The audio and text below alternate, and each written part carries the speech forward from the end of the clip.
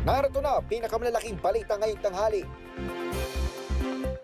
Premyo para sa 20 Lotto winning tickets, posibleng ipinakubra lamang sa ibang tao.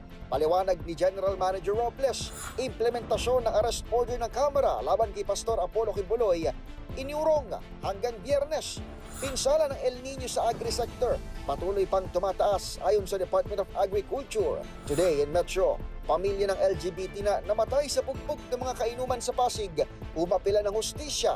Sa MBC TV correspondents, notorious na drug pusher, arestado sa Olongapo City, 700,000 pisong halaga ng shabu, nasabat. Sa MBC TV Sports, 28-man lineup ng Philippine Men's National Football Team para sa World Cup qualifiers pinakilala na. Sa Showbiz Spotted, Piolo Pascual hindi nakaligtas sa mabilis na kamay ni Apo Wangod. Netizens may halo-halong reaksyon sa viral video.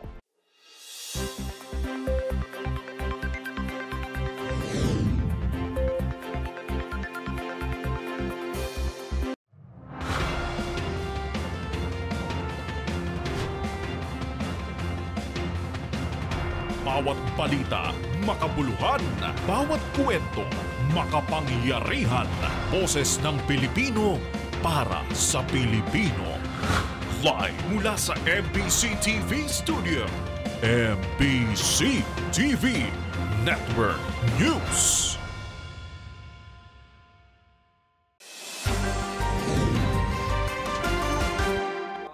Pilipinas, hindi jackpot prize ang 20 winning lotto ticket na ipinakubra lamang sa ibang tao. Yan ang sinabi ni Philippine Charity Sweepstakes Office o PCSO General Manager Mel Robles matapos muling masangkot sa isa na namang aligasyon ng pandaraya ang ahensya. Ang mga detalye sa balitang yan tutukan sa report ni Arnold Herrera. Posibleng ipinakubra lang at hindi jackpot prize ang premyo para sa ngayoy usap-usapang 20 lotto winning tickets. Yan ang iginiit ng General Manager ng Philippine Charity Sweepstakes Office o PCSO na si Mel Robles. Sa panayam sa programang Damdaming Bayan ng DZRH, malaking kabalbalan daw na sabihing may individual na nanalo ng 20 beses sa loob lamang ng isang buwan. Ito po yan. Kami po ang nag-supply ng data na yan. Kami po ang author. Nakakatawa kasi yung author ay ginawang expose yung sinabit namin. All it takes is tanungin kami. Number one, hindi porke claimant ka, ang nakita niya yung nagka-claim talaan ang nagka-claim yan But in practice, anybody can claim for a winner basta hawak mo yung ticket na hindi pirmado. Gayunpaman, nilinaw niya na posible lamang ito sa mga low-tier lotto games tulad ng 2D, 3D, 4D at 6D at hindi sa jackpot prize dahil kung ito man ang nangyari, sa main office ng PCSO lamang ito pwedeng i-claim, bagay na hindi naman nangyari. Kung tumaya ka sa low tier, kahit 20 times mananalo ka kasi kung 10 pesos lang o times 20, 400. At bawat isa nun, pag klinay mo sa branch yun, 20 times ka nga nanalo, pero low tier po yan. Ito naman daw talaga ang sistema ng PCSO kahit bago pa man siya maupo sa posisyon. Handa rin daw siyang muling humarap at magpaliwanag kung sakaling muling ipatawag ni Senator Raffy Tulfo sa Senado.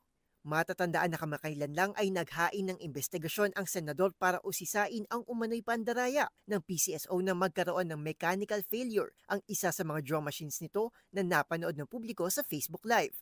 Para sa MBC TV Network News, ito si Arnold Herrera. Sama-sama tayo, Pilipino.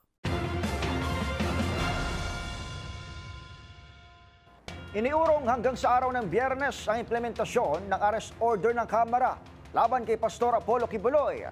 Pakinggan natin ang report ni Nicole Lopez.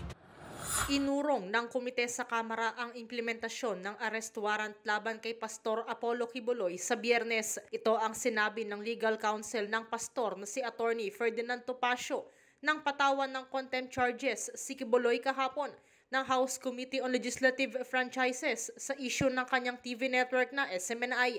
Ayon kay Topacio, pinagbigyan sila ng komite sa pangunguna ni Congressman Gus Tambunting upang magkaroon din ng panahon si Kibuloy na mabigyan ng payo.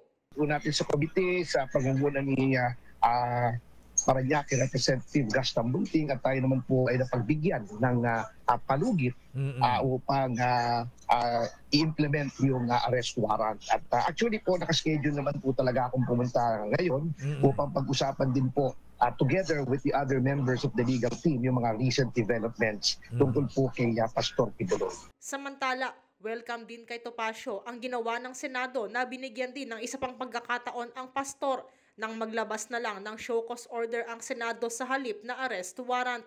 Ayon kay Topacio, tama ang ginawang payo ni Zubiri kay Senator Risa Hontiveros upang makapagpaliwanag si Kibuloy sa loob ng 48 oras. Tama nga po yung sinasabi ni Senate President Zubiri sapagkat ang kanya pong sitas doon ay yung recent case ng Ong versus Senate Blue Ribbon Committee na last year lang po inilabas ng Korte Suprema kung saan po ang yung abogado ni Ong ay itong inyong abang lingkod. At nakakuha po kami ng ruling sa Supreme Court doon na hindi pwedeng agad-agaran na ipa-aresto on contempt bagkus ay dapat bigyan ng pagkakataon by way of a show cause order yung isang taong sinasabing in contempt para magpaliwanag. Papunta naman ngayon ng Davao si Topacio kung nasaan si Kibuloy upang makausap ito kasama ang iba pa niyang abogado. Para sa MBC TV Network News, ito si Nicole Lopez. Sama-sama tayo, Pilipino.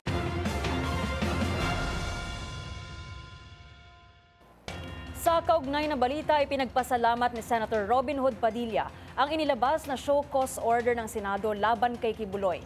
Ito ay matapos pumayag si Senator Risa Hontiveros sa pakiusap ni Senator Padilla na mabigyan ng pagkakataon na litisin si Kibuloy ng may sapat na panahon at due process. Ang mga detalye ay hatid sa atin ni Raymond Dadpas. Nakahinga ng maluwag, pansamantala ang mga senador na sumusuporta kay Pastor Apollo Kibuloy ng Kingdom of Jesus Christ at gustong maisantabi ang contempt order laban sa kanya ng Senate Committee on Women and Children. Ito matapos pumayag na mag-issue ng show cause order si Senator Risa Hontiveros na pirmado ni Senate President Juan Miguel Zubiri. Sa sulat ni Padilla kay Hontiveros, iginit nito na bahagi ng due process ang pagbibigay ng dagdag na panahon para sa isang resource person na magpaliwanag kung bakit hindi siya dapat ma-cite for contempt at ipa-aresto. May mga kaso pang nauna ng dinesisyonan ng Korte Suprema ang kanyang binanggit na batayan ng kahilingan para sa show cause order. Si Senate President Juan Miguel Zubiri ang nagbalita kahapon na kausapin niya si Senator Hontiveros para mag-issue ng show cause order bago mapunta sa warrant of arrest. Paliwanag ng Pangulo ng Senado, may desisyon na dito ang Korte Suprema kaugnay ng Pharmaly scandal na inilabas kamakailan lang. Kailangan muna ng show cause order sa isang resource person bago siya i-cite for contempt at ipa-aresto. Sabi ni Zubiri, ayaw niyang labagin ang kautusan ng Korte Suprema kaya't kailangan nilang sumunod. Nabigo ang grupo ni Senator Padilla na makakuha ng 8 pirma upang maisantabi ang contempt order laban kay Kibuloy. 5 lang ang nakuhang pirma ni Padilla. Kasama niya sina Senador Amy Marcos, Senador Bongo at ang mag-inang Senador Cynthia at Mark Villar. Para sa MBC TV Network News, ito si Raymond Dadpaas. Sama-sama tayo, Pilipino.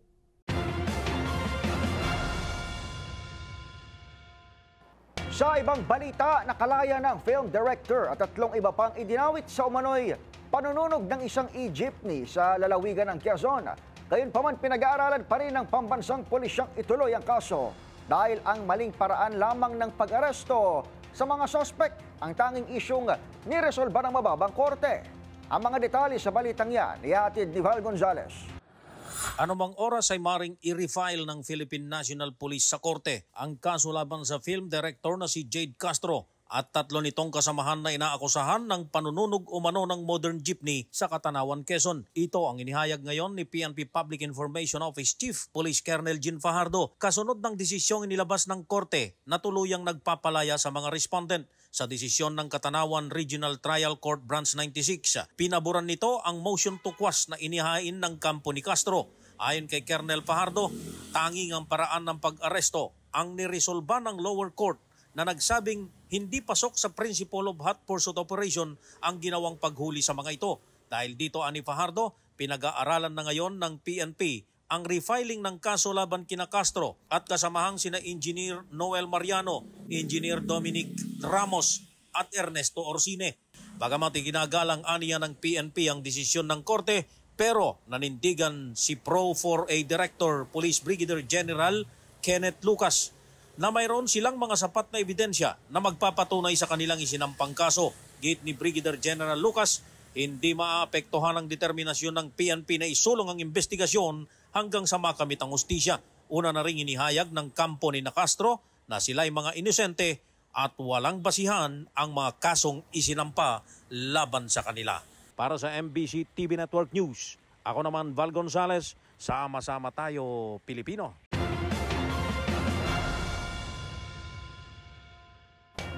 Patuloy na tumataas ang pinsala ng El Nino phenomenon sa sektor ng agrikultura. Yan ang inilabas na ulat ng Department of Agriculture. Ang buong detalye alamin natin sa report ni Boy Gonzales. Umabot na sa 1.31 billion pesos ang tinatayang pinsala ng El Nino phenomenon sa sektor ng agrikultura. Sa kapihan sa Manila Bay, sinabi ni Agriculture Assistant Secretary Arnel De Mesa, batay sa kanilang datos katumbas ito, ang mahigit sa 14,000 hektarya o 1.5% ng mga taniman sa buong bansa kung saan ang pinaka-apektado ay ang mga palay. Gayunman, hindi naman anya aabot sa 1% ang naging pinsala sa inaasahang ani. Ayon kay De Mesa, mababa pa rin ito kung ikukumpara sa matinding El Nino noong 1997 hanggang 1998 kung saan umabot sa mahigit sa 372 hektarya ng taniman ang napinsala dahil sa matinding tagtuyot. Para kay De Mesa, nakatulong ang maagang paglalatag ng mga programa laban sa El Nino kaya't hindi sumipa ang epekto nito sa sektor ng agrikultura.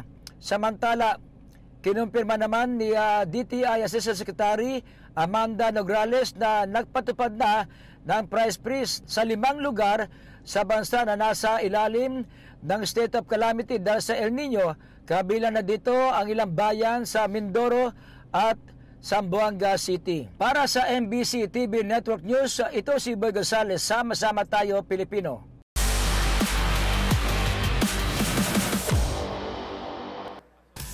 Sa mundo ng volleyball, solo na sa top spot ang defending champion sa Creamline Cool Smashers matapos nitong talunin ang Strong Group Athletics with just 3 sets. Tutukan ang buong detalye sa report na ito.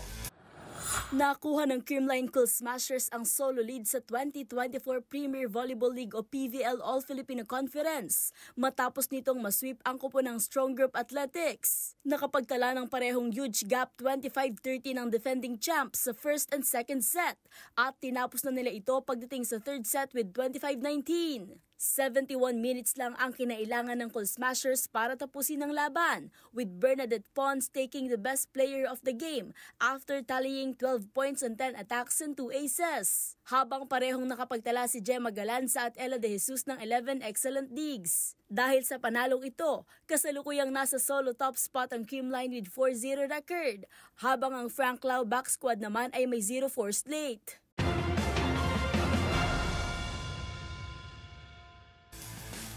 Sa aking pagbabalik, sama-sama nating kilalanin ang 28 lineup ng Philippine Men's National Football Team na sasabak sa FIFA World Cup 2026 qualifiers. Tutok lang sa MBC TV Network News.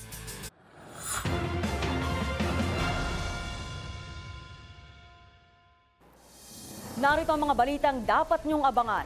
Germany tiniyak ang suporta sa Pilipinas sa karapatan sa West Philippine Sea. Kababaihan sa informal sector, isinusulong na bigyan ng maternity cash grant sa Kamara.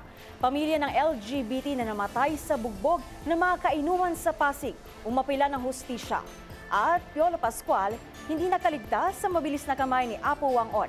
Netizens, may halo-halong reaksyon sa viral video. Lahat ng yan sa pagbabalik ng MBC TV Network News.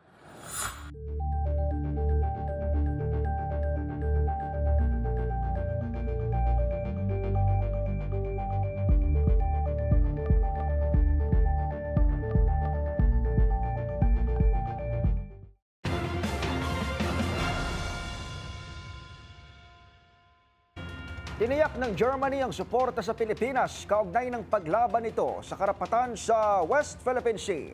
Ayon kay German Chancellor Olaf Scholz, malagang igalang ng bawat isa ang umiiral na batas, kabilang ng pagkapanalo ng Pilipinas sa arbitral ruling ng UNCLOS o ng United Nations Convention on the Law of the Sea.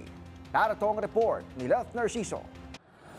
Nakuha ni Pangulong Ferdinand Marcos Jr. ang commitment ng Germany sa proteksyon sa karapatan ng mga Pilipino sa West Philippine Sea. Sa joint press conference kasama ang Pangulo, binigyang diin ni German Chancellor Olaf Scholz ang pagkilala sa international law, partikular sa mga batas na gumagabay sa international navigation gaya ng United Nations Convention on the Law of the Sea o UNCLOS. Sabi ni Scholz, mahalagang igalang ng bawat isa ang umiiral na mga batas, kaya naman suportado nito ang Pilipinas sa pagtiyak na napoprotektahan ang mga karapatan nito. We have the UN Convention on the Law of the Seas. We've got an arbitral tribunal, which happens to have its seat in my hometown, Hamburg, that is, and important judgments have been passed over the course of the year. I believe it to be very important that each and everyone adheres to the legislation in place. We've talked about this today, as I said, and I made it clear that we support the Philippines in ensuring that the rights are being protected. Sa panig ni Pangulong Marcos, sinabi nitong hindi ibinabasura ng Pilipinas ang proposals ng China. Iginiit ng presidente na hindi kinikilala ng sinumang bansa, lalo na ang Pilipinas, ang 10-dash line na ginagamit na basihan ng China sa kanilang teritoryo. Our baselines have been well established for years now. We have the economic zone that China has already intruded upon. And until that premise that China has made in terms of all its discussions with the Philippines, then it's very difficult to see a way forward. Para sa MBC TV Network News, ito si Leth Narciso. Sama-sama tayo, Pilipino.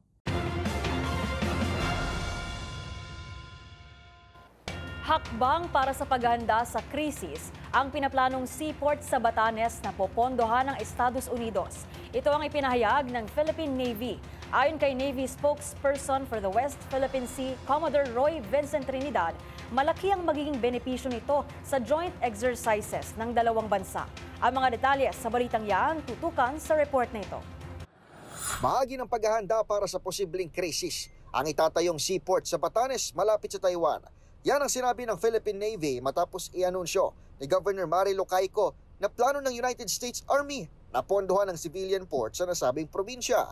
Ayon kay Navy spokesperson for the West Philippine Sea, Commodore Roy Vincent Trinidad, maituturing na konektado sa joint exercises ng Armed Forces of the Philippines at Amerika ang nasabing konstruksyon sa norte. Pero bukod sa pag-alalay sa drills kasama ang foreign counterpart, binigyang din ni Trinidad na makikinabang din dito ang lokal na pamayanan gaya ng mga mangingisda at magagamit din sa panahon ng sakuna dahil ang mga ngasiwa rito ay local government. Una nang binanggit ni Caico na isa ring military reservist na planong maglagay ng seaport sa lugar na maaring paglikasin ng mga Pilipino sakaling sumiklab ang gulo sa Taiwan. Exercises with foreign counterparts are also designed to improve our capability. And part of this, we have what we call exercise-related constructions to be able to assist foreign forces and our local forces. More importantly, it will capacitate the local community that hosts the exercise. Pero pinawi ni Trinidad at ng AFP Public Affairs Office ang pangamba ng pagdami ng mga Amerikano sa norte dahil hindi naman umano EDCA site ang probinsya. It's not stipulated it's not allowed to have regularized foreign troops in country. Nauna nang nagpabala ang China sa Pilipinas, huwag maglaro ng apoy sa gitna ng military activities malapit sa Taiwan na may nagpapatuloy na tensyon sa dambuhalang bansa, bagay na ipinagpaglaban ng AFP. Para sa MBC TV and Network News, ito si Edniel Parrosa. Sama-sama tayo, Pilipino.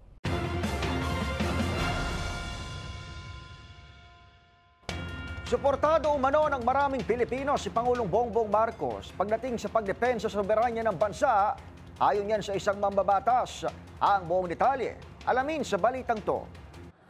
Nakakuha ng malaking suporta mula sa mga Pilipino si Pangulong Bongbong Marcos para sa kanyang paninindigan na ipaglaban ang soberanya ng ating bansa at para sa kanyang mithiin na magkaroon ng malakas na seguridad ang Pilipinas. Base ito sa resulta ng isang survey ng Okta Research kung saan halos 80% ng mga Pilipino ay payag na labanan ang mga banyagang susubok na sumira sa seguridad ng bansa. 1,200 katao ang sumagot sa naturang survey kung saan tinanong ang mga ito kung handa silang lumaban para sa Pilipinas kung sakali mang magkaroon ng kaguluhan sa pagitan ng ating bansa at dayuhang kalaban. Ayon kay House Foreign Affairs Committee Member Representative Roda Robes, nagpapakita ito ng positibong pagtanggap ng mga Pilipino sa pagtindig ng gobyerno pagdating sa ating soberanya. Sa Mindanao, ang may pinakamaraming nagsabing handa silang labanan ang kalabang dayuhan sakaling magkaroon ng gyera.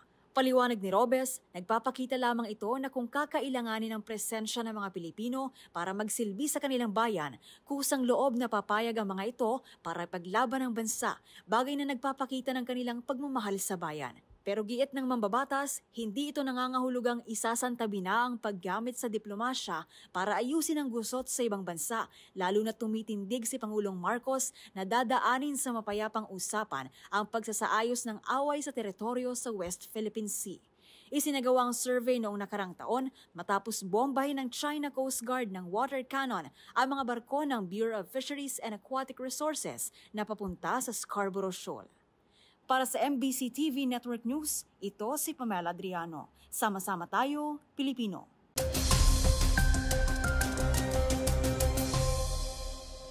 Magandang tanghali, Pilipinas. Para sa ating weather update ngayong araw ng Miyerkules, March 13, 2024.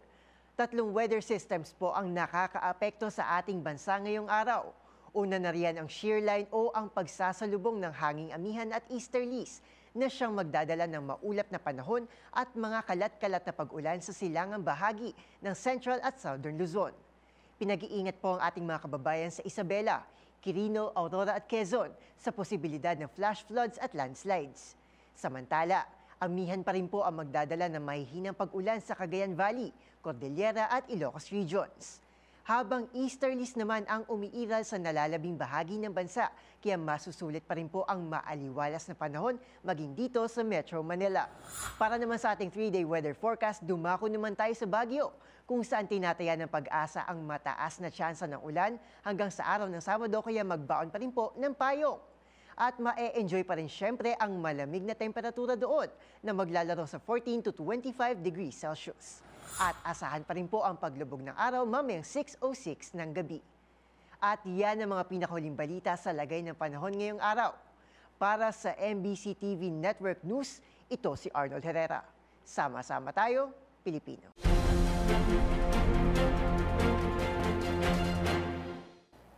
Umapela ng hustisya ang pamilya ng isang miyembro ng LGBT community na nasawi matapos bugbugin ng mga kainuman sa lungsod ng Pasig. Narito ang report. Hustisya ang patuloy na panawagan ng pamilya ng LGBT member na nasawi matapos gulpihin ng sariling mga kainuman sa lungsod ng Pasig. Nakaburol dito sa kanyang tirahan sa Barangay Pineda ang 29 anyos na si Danilo Nazaret o Shaina kung paano siya tawagin ng mga kakilala, call center agent at mag-birthday sana sa susunod na buwan. Biktima si Shaina ng pananakal, paninipa at pagbubugbog ng 2 nakainuman noon pang Marso 2 nang dahil lang umano sa simpleng asaran.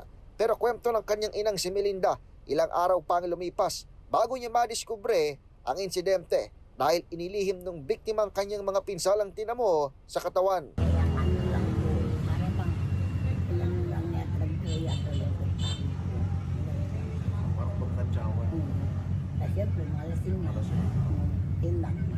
Sa report ng Pasig City Police Station, Marso 5 nang magsusuka si Shaina dahilan para isugod siya sa Rizal Medical Center. Pero matapos lamang ang 2 araw, nalugutan din siya ng hininga, epekto ng intracranial hemorrhage. Kinasuhan na ng homicide ang 2 nakainuman ng biktima, isang 26 anyos na kapwa LGBT at katropa mismo ni Shaina at 21 anyos namang taga Rizal. Pero hanggang ngayon, hindi pa rin sila mahagilap ng kapulisan. Anak, masahita ka na kami na tulungan na ng 2 sa kamar ito.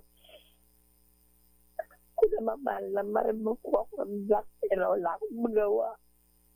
Kahit ka na, tulungan mo na lang ako.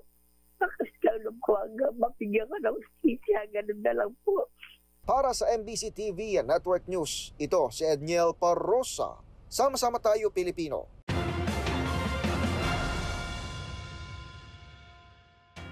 Nasa kritikal na kalagayan ngayon ang isang lalaki matapos mabiktima ng pamamaril ng isang dating convict habang sakay ng motorsiklo sa lungsod ng Caloocan. Batay sa record ng barangay, 2 buwan pa lamang ang nakalilipas nang makalaya sa kulungan itong suspect. Nagbabalita si Edwin Duque. Nasa critical na kondisyon pa rin ngayon sa MCO Hospital ang lalaking biktima ng pamamaril sa Tirona Street sa Barangay 144 sa Bagong Barrio, Caloocan.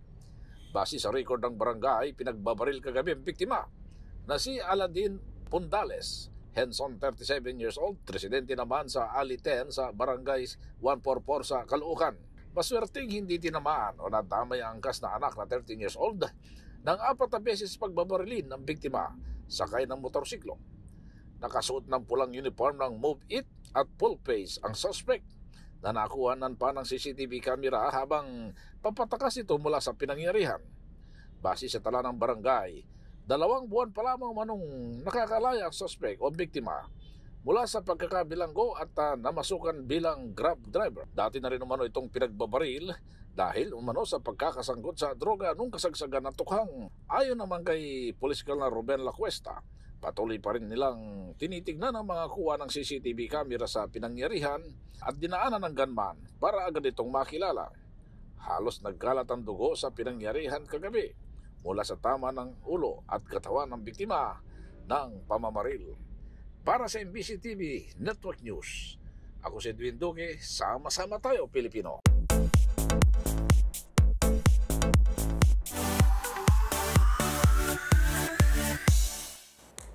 Isa sa mga dinarayo sa Kalinga ang tinaguriang pinakamatandang traditional tattoo artist sa bansa na si Apo Wang-od. At kabilang nga sa mga namarkahan nito, kamakailan lang ang award-winning actor na si Piolo Pascual. Pero ang pagbisita ni Papa P, umani ng samot-saring reaksyon matapos lumabas sa social media ang isang video kung saan may kitang di ito nakaligtas sa anilay signature move ni Wang-od. Ang trending video at reaksyon ng netizens tutukan sa Showbiz Report na ito. Trending sa social media ang pagpapatato ng aktor na si Piolo Pascual sa tinaguriang pinakamatandang mambabatok sa bansa na si Apo Wang-od. At tulad ng ilang kalalakihang dumayo pa sa buskalan sa Kalinga, si Papa P di rin nakaligtas sa anilay mabilis na kamay ng traditional tattoo artist na tila signature move na nito.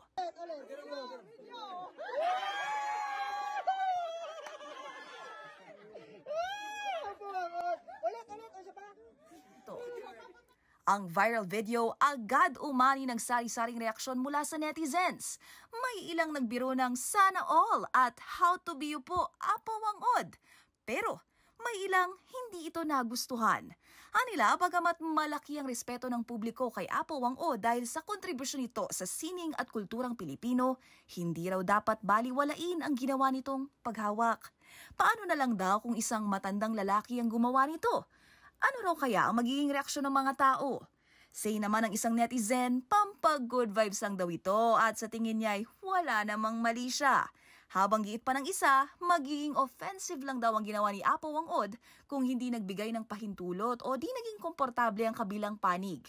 Paglalarawan pa niya, hindi naman daw napaatras ang aktor at makikitang natawa na lang din sa nangyari. Maliban kay Piolo Pascual, ilan pa sa mga kilalang personalidad na namarkahan na ni Apo Wang-od ay sina Rian Ramos, Drew Arellano, Kim Atienza, Maine Mendoza at Ice Siguera. Gayon din ang comedian TV host na si Paulo Ballesteros na hindi rin anya nakaligtas sa mabilis na kamay ng legendary tattoo artist. Magunita na nito lang Pebrero, ginawaran ni Pangulong Bongbong Marcos ng Presidential Medal of Merit si Apo Maria Wang-od Ogay sa Palasyo ng Malacanang. Para sa MBC TV Network News, ito po ang inyong showbiz angel Angelica Cosme. Sama-sama tayo, Pilipino.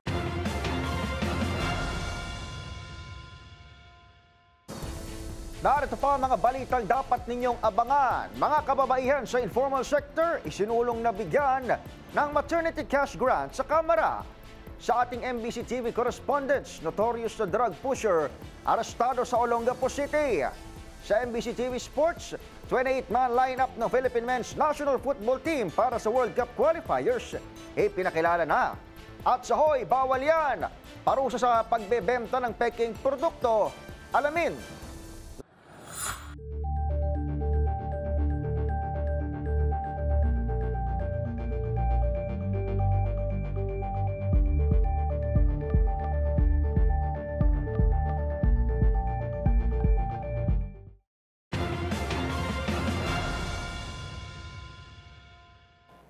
Isinusulong sa Kamara ng mga bigyan ng maternity cash grant ang kababaihan sa informal sector. Ang mga detalye alamin sa report ni Milky Rigunan. Dapat mabigyan din ng maternity cash benefit ang mga kababaihan na nagtatrabaho sa informal sector at hindi miyembro ng Social Security System. Nakapaloob ito sa House Bill 170 na akda ni Bicol Saro Party List Representative Brian Yamsuan. Sa ngayon kasi, limitado lamang ang maternity leave at benefits sa mga miyembro ng SSS. Kaya naman napipilitan ng mga ina na magpatuloy sa pagtatrabaho habang nagpapalakas matapos manganak. Ayon kay Yamsuan, sa kanyang bill, ang mga kababaihang nagtatrabaho na hindi voluntary o regular SSS member ay makatatanggap ng one-time direct maternity cash benefit mula sa DSWD. Ang halaga nito ay katumbas ng 22 araw na umiiral na minimum wage rate sa rehiyon kung nasaan ang manggagawang ina. Kung dito sa Metro Manila, sinabi ni Yamsuan, ang isang manggagawang ina na nasa informal sector ay makatatanggap ng 13,420 pesos mula sa DSWD. Ipinapanukala na kunin ito mula sa kita sa excise tax na makukolekta naman mula sa matatamis at nakalalasing na inumin, tobacco at vapor products at kung kinakailangan, kukuha sa national budget bilang pandagdag. Itanaon ni Congressman Yamsuan ang pagsusulong ng bill ngayong Marso na buwan ng mga kababaihan. Para sa MBC Network News, ako si Milky Rigunan. Sama-sama tayo, Pilipino.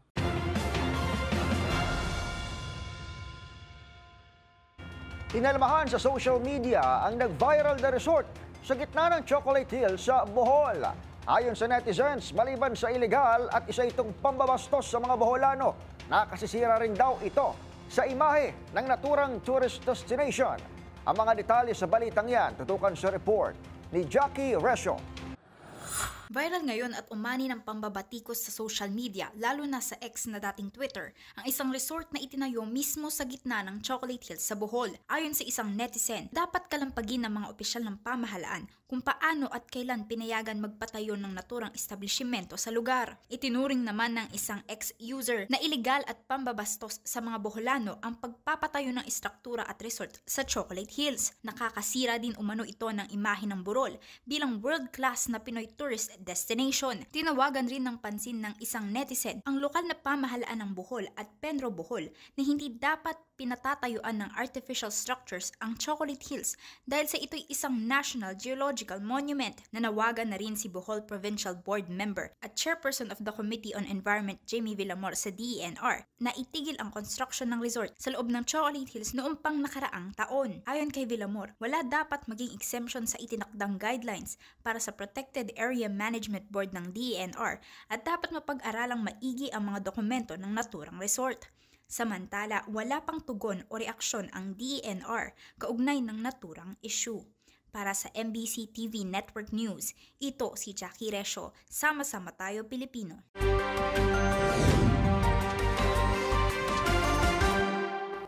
Arestado sa Longopo City ang isang notorious drug pusher. Nasamsa mula sa suspect ang 700,000 pisong halaga ng shabu.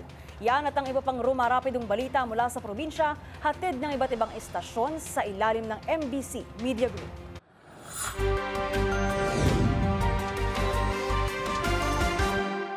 Matagumpay na nasa kote ng Olongapo City Drug Enforcement Unit ang dalawang notorious na tulak ng droga at nasamsam sa mga ito ang tinatayang 700,000 na halaga ng shabu sa kabaan ng Azucena, Barangay Santa Rita, Olongapo City kahapon. Sa ulat mula kay Police Major Rodel Paragas, PIO ng Olongapo City PNP, ang operasyon ay isinagawa sa pamumuno ni Police Captain Jose Pacampara Jr. II. Nakumpiska sa mga ito ang 100 gramo ng shabu na may kabuuan na halaga na 680,000 pesos at nabawi din ang ginamit na mark money. Ang mga nadakip na suspect ay dinala sa Olongapo City Custodial Facility para sa kasong isa sa pampaglabag sa Republic Act 9165 sa City Prosecutor Office Olongapo. Samantala, pinapurihan ni Police Colonel Charlie Umayam, City Director ng Olongapo City Police Office, ang kanyang mga tauhan sa matagumpay na pagkakadakip sa nabanggit na mga notorious na drug suspect. Ito si Danny Kumilang, sama-sama tayo, Pilipino. Nasa kustodiya ngayon ng Alaminos City Police Station ng mga suspek na kinilalang sila Christian Arrieta, 31 anyos, tattoo artist, at Cristobal Ochabe, 48 anyos, kapwa street level individual at mga residente ng Barangay Inirangan, Alaminos City. Sa ulat ni OIC Chief of Police Lieutenant Colonel Bernabe Ramos, alas 7:50 ng umaga nagsagawa ng bypass operation ng kanyang mga tauhan sa Drug Enforcement Unit sa Barangay Palamis laban sa mga suspek gamit ang marked money. Binentahan ni Ochabe ang pulis na nagkunyaring bayar ng isang plastic sachet ng shabu na may timbang na 0.5 grams na may halagang 3,400 pesos. Nang magkaabutan na ng pera at droga, agad silang inaresto. Nabawi kay Ochabe ang marked money at nasamsam sa pag-iingat ni Arrieta ang 6 na plastic sachet ng shabu na may timbang na 5 gramo at may street value na 34,000 pesos. Ito si Freddy Fajardo. Sama-sama tayo, Pilipino. Nagbabala si City Disaster Risk Reduction Management Office o CDRRMO Chief Alfredo Baloran sa publiko na mag-ingat sa matinding init na mararanasan dahil sa panahon ng El Nino, lalo na yung mga Dabawenyo na nakikilahok sa iba't ibang aktibidad sa araw ng Davao. Ayon kay Baloran, ang mga manlalaro at kalahok sa mga event sa ilalim ng araw ay dapat hydrated at regular na umiinom ng tubig. Gayunpaman, ang CDRRMO 911 ay nakadeploy sa mga lugar na may mga aktibidad sa araw ng Davao, foot medics, ambulansya at mga tauhan ng BDRRMC na sinanay upang tumugon sa mga medikal na emerhensiya. Nagbabala rin si Baluran sa publiko na sa likod na matinding init na maranasan sa araw ay uulan sa gabi na magdudulot din ng lagnat, sipon at ubo dahil sa unti-unting pagpasok ng La Nina sa susunod na buwan. Para sa MBC TV Network News, ito si June Soter. Sama-sama tayo, Pilipino! Ang mga maling gawain atin nang pansinin para hindi na ulitin sa DZRH. Hoy! Bawal yan! Hanggang sa ngayon, talamak pa rin ang pamimeke at panggagaya sa mga rehistrado at orihinal na brand ng iba't ibang produkto. Ang ilan pa nga ay smuggled fake products na uhuli mismo ng Bureau of Customs. Ano nga ba ang parusa sa pagbebenta ng mga produktong kinopya lamang mula sa isang orihinal na trademark o brand? Alamin sa report na ito.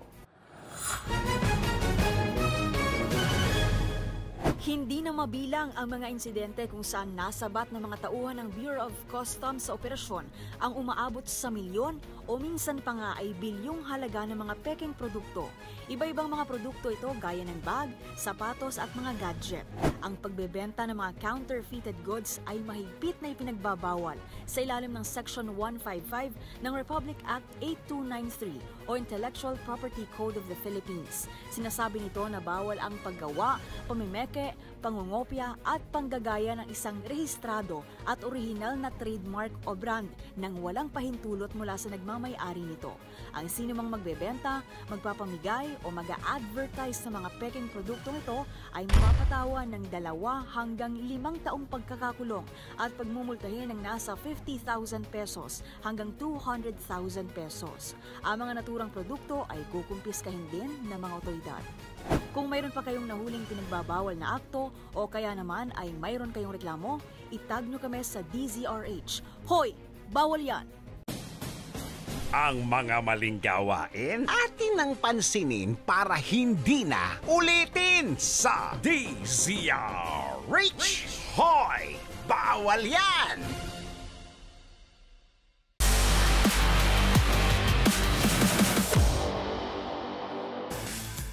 Sa mundo ng football, ipinakilala na ang 28 manlalarong bubuo sa Philippine Men's National Football Team na magre-representa sa bansa sa window ng World Cup Qualifying Tournament ngayong Marso.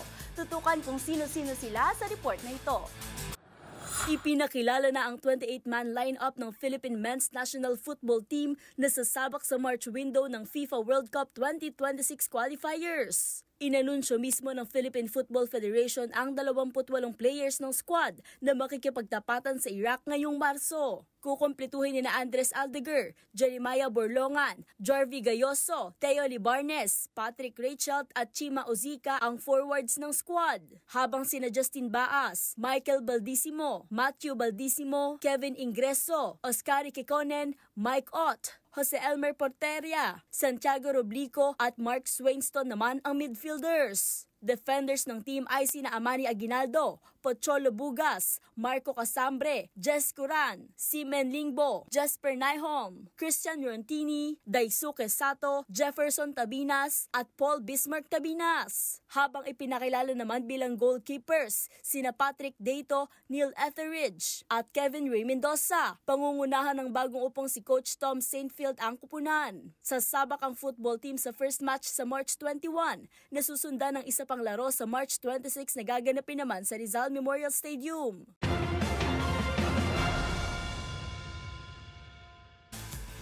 At yan ang mga latest updates sa mundo ng sports. Para sa MBC TV Network News, ito si Mili Borja, Sama-sama Tayo, Pilipino.